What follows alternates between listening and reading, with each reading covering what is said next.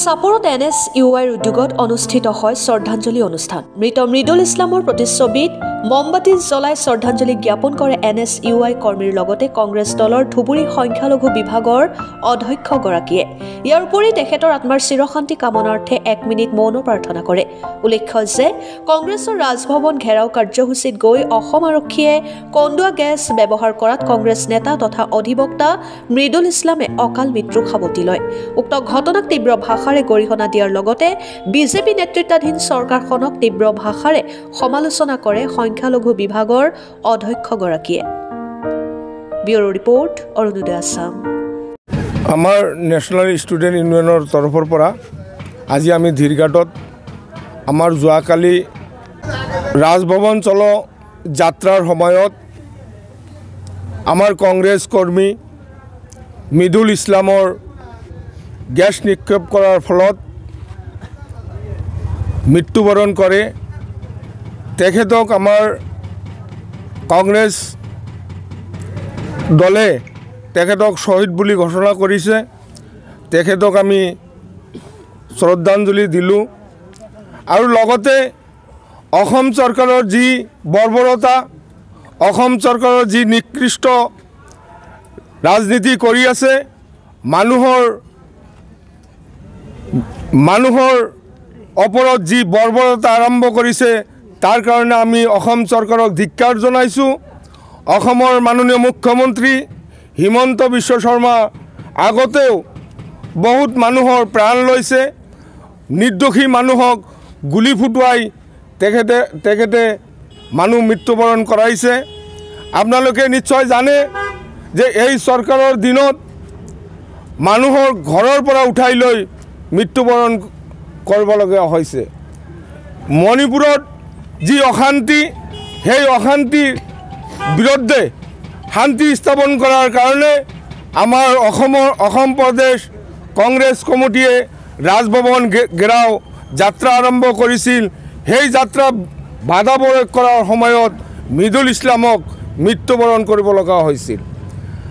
আপোনালোকে নিশ্চয় জানে ভাৰতবৰ্ষত এতিয়া সংবিধান নাই।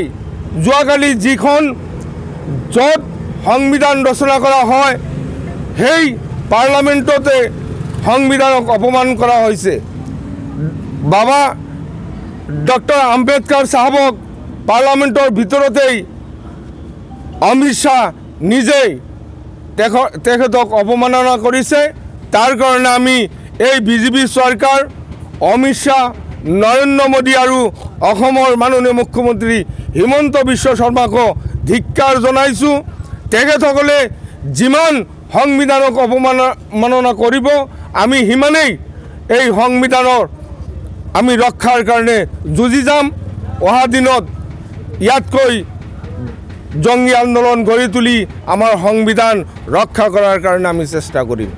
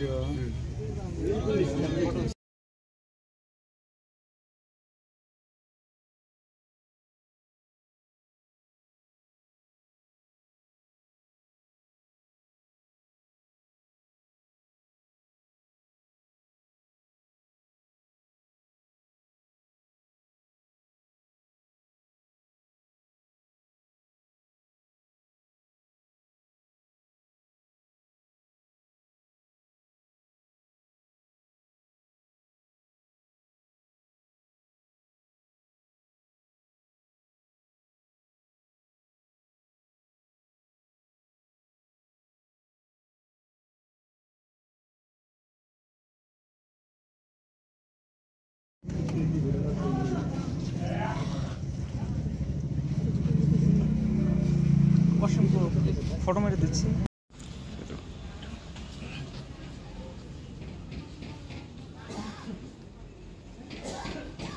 সাইড হইও আমি দেইতো তুমি